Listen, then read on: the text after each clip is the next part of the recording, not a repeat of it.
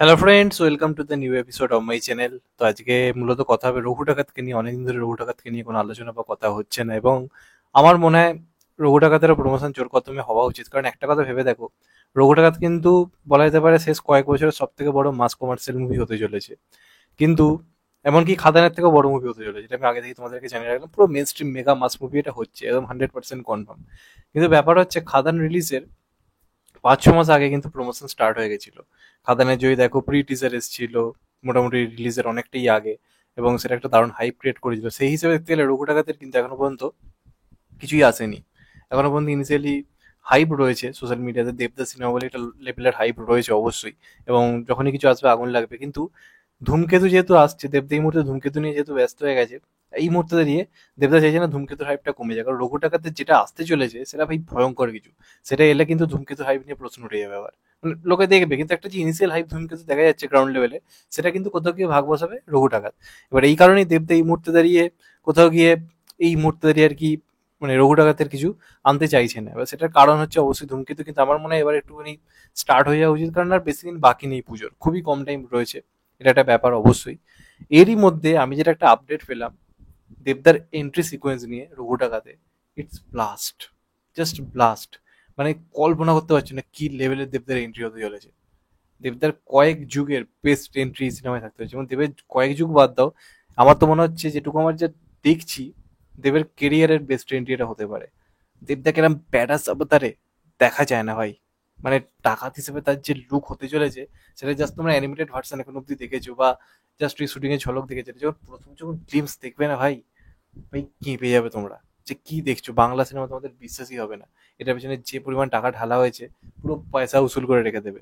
যা মানে ভেতরকার যা জিনিসপত্র দেখতে পাচ্ছি, এক কথায় আনবিলিভেবল। এবার যদি এটা এন্ট্রি নিয়ে কথা বলি, দেবদার এখানে একটা ব্যাডাস এন্ট্রি তোমরা দেখতে পাবে।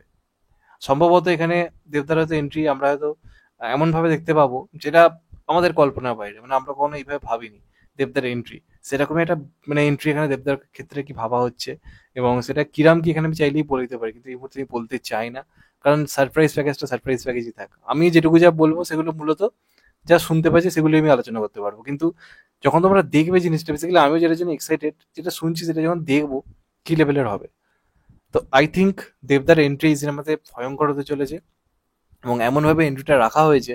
সর্বোপরি এখানে যে ব্যাকগ্রাউন্ড মিউজিকের যে ব্যবহার হতে চলেছে, বেসিক্যালি রঘু ডাকাতদের ক্ষেত্রে, রঘু ডাকাতদের যে টিমটার ক্ষেত্রে যে ব্যাকগ্রাউন্ড মিউজিক ব্যবহার হতে চলেছে, সেটা দুর্দান্ত কিছু।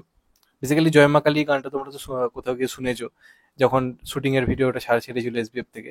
সেটা দারুণভাবে ইউজ থাকবে সিনেমার মধ্যে, দারুণভাবে ইউজ থাকতে চলেছে ওই পোর্শনটা, এবং পুরো গানটাও কিন্তু টপ নচ, পুরো গানটা টপ নচ। এবার সেটা যখন আসবে তোমরা বুঝতে পারবে কি লেভেলের গান হয়েছে, এবং আমার মনে হয় তোমরা কোথাও গিয়ে বাপ এসেছে গানটাকেও ভুলে যাবে। এখানে যে ধরনের গান থাকতে চলেছে একই লেভেলের। তো সেদিক দিয়ে বিচার করতে গেলে ইটস সামথিং ডিফারেন্ট হতে চলেছে।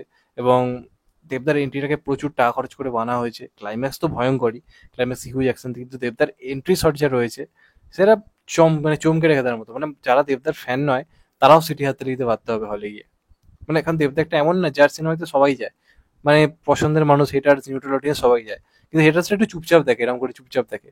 কিন্তু এইবার এইখানে যে এন্ট্রি দিয়েছে না, সেটা বাংলা সিনেমার ঊর্ধ্বে গিয়ে, মানে চমকে রেখে দেওয়ার মতো। বাংলা ইন্ডাস্ট্রিতে এরকম এন্ট্রি তুমি দেখোনি, বা এরকম এন্ট্রি ভাবা যায় না, সাউথ ফাউথ লেভেলে হয়। এন্ট্রি থেকে তোমরা সিটি হাতারিতে বাড়তো, মানে যেরকম ভাবে রকি ভাইকে দেখে এন্ট্রি মেরেছো, এখানে দেবদাকে দেখো সেই লেভেলে তোমরা এন্ট্রি মারবে, মানে হাততালি মারবে, এটা একদম তোমাদেরকে আমি ড্যাম শিওর বলতে পারি। তো এইসব কিছু বিচার করে যা বুঝতে পারছি যা হতে চলেছে, একটা অদ্ভুত ঝড়, চমকে রেখে দেওয়ার মতো ঝড়। এবং এত এত সিনেমা অ্যানাউন্স করার পরও দেবদাস নিজের জায়গা থেকে নড়ছে না পুজো রিলিজ থেকে। তবে যেন কারণও ওইটা, কারণ যা হতে চলেছে আই থিঙ্ক সব অডিয়েন্সের চোখ কোথাও গিয়ে রঘু ডাকাতের দিকে থাকার একটা হিউজ চান্স রয়েছে। তো দেখা যাক লাস্ট অব্দি কি হয়। দেবদার এন্ট্রি মাস মাস মাস এন্ট্রি হতে চলেছে, চরম লেভেলের এন্ট্রি হতে চলেছে। এছাড়া প্রচুর অ্যাকশন থাকছে সিনেমাতে, এবং এরকম ভাবে মানে কি বলবো, রঘু ডাকাত তো মূলত একটা সাহিত্য, সেই সাহিত্য থেকে যখন সিনেমা হয়েছে বাংলায়, অনেকটা সেই অ্যাডভান্স সেন্ট্রিক ভাবে বানানো হয়েছে। কিন্তু এরকম মাসিয়াবতারে এইভাবে করা হয়নি। অনেক আগে প্রসেনজিৎ চিরঞ্জিতের আমলে এরকম ধরনের সিনেমা হতো, এরকম বড় স্কেল আর্ট জেনারেল লাইফ কিছু হচ্ছে। আমাদের জেনারেশন ফার্স্ট টাইম হয়েছিল যেরকম ডাকাতদের নিয়ে এরকম বড় স্কেলের কিছু। তো যে কারণে আমি খুব এক্সাইটেড আছি, দেখা যাক লাস্ট অব্দি কি হয়। তোমাদের এটা নিয়ে কি মত জানাতে ভুলো না। আর চ্যানেলটা নতুন হলে চ্যানেলটা সাবস্ক্রাইব করে দিও, অ্যান্ড কেটে দেবে লাইকন।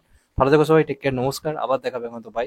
সবাই ভালো থেকো, সুস্থ থেকো, নমস্কার, টেক কেয়ার, আবার দেখা হবে, ভালো থেকো সবাই, টেক কেয়ার।